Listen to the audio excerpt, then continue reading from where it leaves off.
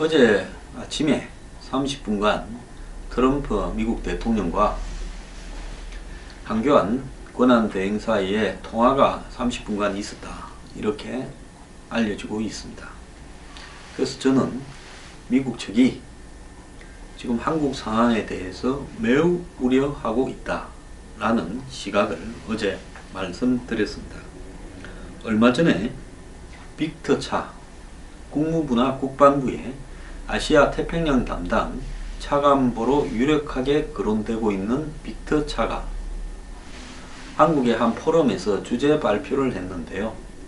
그는 이렇게 말했습니다. 미국은 한국 측에 누구와 대화를 해야 될지 그것조차도 혼란스러워하고 있다 하면서 현재 한국에서 벌어지는 상황을 개탄했습니다. 정확하게 미국의 트럼프 행정부는 이제 취임을 해서 하나 둘씩 여러가지 중대한 문제를 챙겨나가면서 그 과정에서 현재 한국의 권력 진공 상태, 공백 상태를 매우 걱정하고 우려하고 있습니다. 자, 한국의 도대체 권력이 누가 잡고 있는 것인가? 대행이 제대로 권력을 행사하는가? 박 대통령은 살아날 것인가? 정권은 야당으로 거의 넘어가는 것인가? 그렇다면 한미 간에 여태까지 의논해왔던 사드 배치를 비롯한 주요 현안들, 북핵과 미사일에 대한 대응은 지금까지처럼 유지되는 것이냐? 아니면 한국의 친중하로, 친북하로 한미 관계의 근본적인 동맹의 내용들이 전부 훼손되고 동맹관계의 유지가 뿌리부터 흔들리는 것이냐, 이런 부분에 대한 우려를 하고 있습니다. 그런 우려 때문에 트럼프와 황교안 대행 사이에 통화가 있었던 걸로 알고 있고요. 이건 아직 다른 데는 안 나왔습니다만은 제가 미국의 정보 소식통으로부터 들은 바는 지난 주말께에 일본의 아베 총리와 트럼프 사이에 최근에 동북아 현안을 둘러싼 대화가 오랫동안 있었다고 합니다. 아시다시피 일본은 트럼프 당선 직후부터 아베가 에이펙을 가는 길에 미국에 들러서 트럼프를 만나고 갔습니다. 그러면서 일본이 할 수 있는 일은 다 하겠다라고 이야기를 했고, 지금 트럼프 정부하고도 아베 정부하고도 매우 우호적으로 관계가 유지되고 있고, 트럼프는 가장 빨리 주1 대사를 발령을 냈습니다. 자신의 금융계 측근으로 발령을 냈죠. 자, 그런데 한국 대사는 아직 지금 발령이 나지 않았는데요. 아마 트럼프가 머지않아 한국 대사를 발표할 것이라고 하는데요. 한국에 대해서 아주 원칙적인 관점을 가지고 있었던 국방부 출신 제가 아는 사람을 발령을 할 거다라는 이야기도 있고, 하마평에도 지금 거론되고 있습니다. 당사자는 적극적으로 거절하고 있다, 이런 이야기도 들리는데요.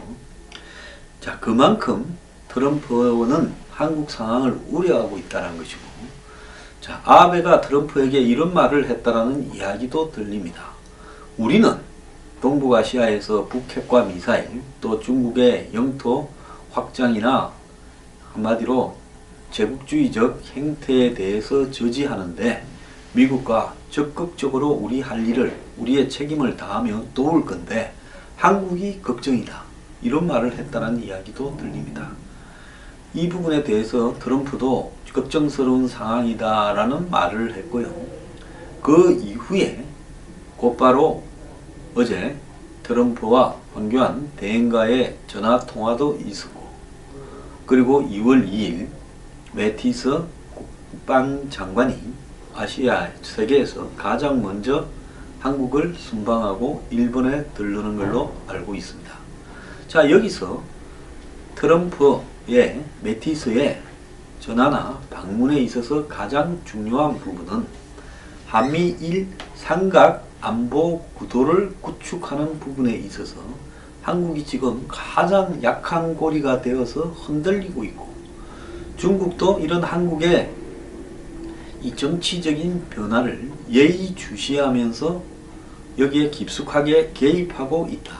그리고 한국의 집권이 상당히 이 가능성이 높은 민주당 야권은 이 부분에 있어서 미국의 비판적이고 중국의 우호적인 입장을 취하고 있는 것이 아니냐. 결국 야당으로 정권이 교체되게 되면 그 당은 기존의 한미일 삼각 안보 구도를 깨는 쪽으로 여러가지 정책이 가게 될 것이고, 그렇게 되면 기본적으로 미국의 이익에 반하는 한국의 새 정권의 입장이 나오게 될 것이고, 이럴 때는 한국이 미국과의 전통적인 한미 동맹 구도에서 이탈하려고 하는 것으로 미국 측은 간주할 수밖에 없다. 이런 관점을 가지고 있는 걸로 보입니다. 그래서 미국 측은 매우 서둘러서 기존의 한미 동맹에 관한 모든 약속과 미국의 포지션 그리고 정책, 스탠스 등이 변함이 없다라고 하면서 말뚝을 받고 있다. 저는 그렇게 봅니다. 한미 국방부 장관은요, 오늘 아침에 일찍 전화로 북한의 핵과 미사일에 이렇게 대응한 한미 공조의 중요성을 재확인하고 사드 배치를 계획대로 해야 된다라는데 입을 모았다라고 발표가 되었습니다. 자, 국방부에 따르면 이 아침 7시에 매티스 국방장관과 한민구 장관이 전화 통화를 통해서 이 한민구 장관은 매티스의 취임을 축하하고 한반도 안보 정세에 대한 평가를 공유하고 북한의 핵미사일 위협에 대한 한미 동맹의 대응 능력 강화와 엄중한 안보 상황 하에서 한미 동맹을 지속적으로 유지 발전시켜 나갈 필요성에 대해서 의견을 같이 했다라고 합니다. 그리고 양 장관은 이 북한이 ICBM을 이렇게 이제 거의 마무리할 단계에 이르렀다라고 주장하고 있으면서 머지않아 ICBM을 발사하려고 하는 상황에 대해서도 우려를 같이 했습니다. 두 장관은 사드 배치를 계획대로 추진하고 한미 국방당국 간 유기적인 협력과 긴밀한 대북 공조를 강화해 가야 된다라고도 이야기를 했는데요. 또 북한이 한국의 어떤 이 정치 변화, 미국의 또 정권 교체 등 전환기적 상황에서 전략 전술적 도발을 할 수 있다라는 어떤 데 대해서 같이 우려를 이렇게 표명을 하고 양국이 확고히 여기에 대처해 나가기로 했다라고 이야기를 했습니다. 자, 이래서 그 매티스 장관은 북한의 핵과 미사일 위협에 대한 대응과 동맹관계의 중요성에 대해서 미국의 입장을 전달하기 위해서 한국과 일본을 첫 해외 순방지로 정했고, 한국에 그러니까 2일이죠. 목요일날 방문을 하는 겁니다. 트럼프 측이요, 예상보다 훨씬 빠르고 강하게 한국에 대한 미국의 입장들을 전달해오고 있습니다. 이것은 뭘 의미하는가 하면요, 한국의 대선 국면에서 대선 주자들이 무분별하게 이 포퓰리즘에 기대어서 또 박근혜 정권의 탄핵과 실패 이후에 곧바로 열리는 짧은 대선 기간 동안에 대중을 선동하고 오도해서 한미 동맹을 훼손하려고 하는 시도들을 갖다가 못하게 하기 위해서 미국 측의 분명한 의지와 경고를 보여주는 것이라고 봅니다. 일부 야당의 대선 후보들이 한미 동맹을 훼손시키는 그런 발언을 공공연하게 하고 있고, 또 우회적으로 사실상으로 한미 동맹의 이 근간이 될 수 있는 주요한 정책들을 재검토하겠다. 특히 사드 배치를 재검토하고 하겠다라고 이야기를 하고 있습니다. 마치 야권에 있어서는 사드 배치를 재검토하지 않으면 야권의 대선 후보 자격이 없는 듯이 지금 비춰지도록 하고 있는데요. 그들이 사드 배치를 반대하는 이유로 내세우는 중국의 압력이라든지 중국의 경제적인 관광, 어떤 교류 측면에서의 손실, 이런 부분들은 주권국가의 대통령이 되겠다라는 사람으로서 과연 할 수 있는 말인가 부끄럽다고 생각합니다. 대통령이 되면 미국보다 북한에 먼저 가겠다. 물론 그 뒤에 여러가지 변명을 했지만 어떻게 그런 말들을 할 수 있는가. 자, 박 대통령 한번 보십시오. 지금 박 대통령을 지지하는 사람들은 박 대통령이 했던 업적 중에서 안보에 있어서 명확하게 했다라면서 개성공단 폐쇄라든지 통진당 해산이라든지 몇 가지를 언급하고 있습니다. 그런데요, 그렇게 말을 하던 박 대통령이 재임 기간 내내 한미일 삼각 안보 구도를 방해하려고 하는 한국의 일부 종북 세력이나 좌파 세력, 저는 이런 말을 극히 최소화하게 해서 쓰는데요. 이 대목에서는 안 쓸 수 없어서 씁니다. 그리고 야당, 이런 부분들의 비난을 의식해서 한일 간의 관계를 3년 동안 팽개쳤습니다. 더 나아가서 미국과 중국 중에서 중국의 이득을 과도하게 국민에게 홍보하면서 중국에 일방적으로 경사되면서 마침내 중국 천안문 망루에도 올라갔습니다. 그 직전에 한반도에 전쟁 위기까지 왔었는데요. 휴전선에.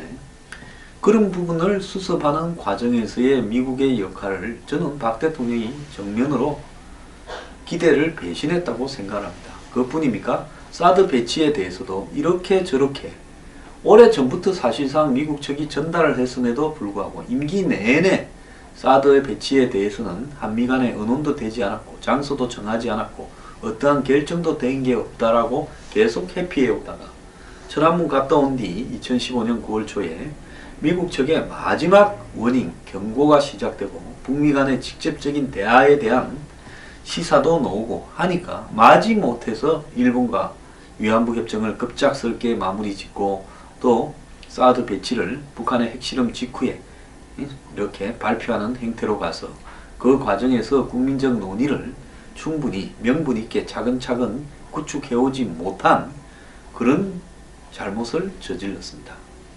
자, 그리고 또 사드 배치 장소를 롯데 또 골프장으로 또 이렇게 옮기는 과정에서 성산포대에서 여러 가지 국론 분열을 넣고 지연을 가져왔는데요.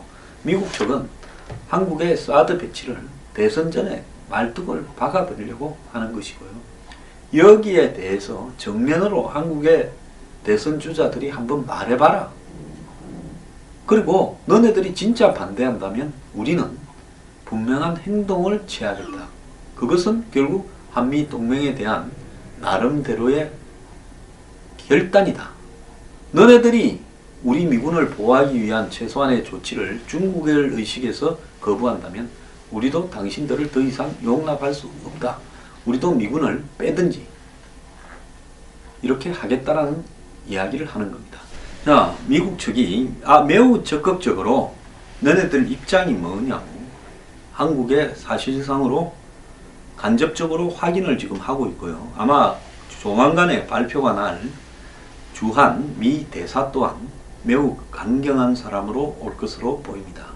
미국이 소극적으로 한국의 혹 반미 감정을 우려해서 지전 오바마 행정부 같았으면 대선 결과를 기다려보고 조심스럽게 새로 당선된 후보와 여러 가지를 타진하겠다 이런 입장일 건데요. 트럼프는 지금 그렇게 하지 않는 것 같습니다.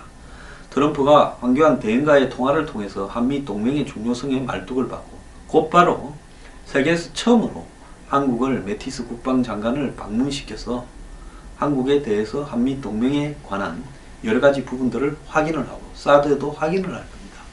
그런 다음에 이제는 주한 미 대사를 원칙적인 강경한 사람을 보내어서 한미 관계에 있어서 한국의 태도들을 계속 체크할 거라고 보이는데요.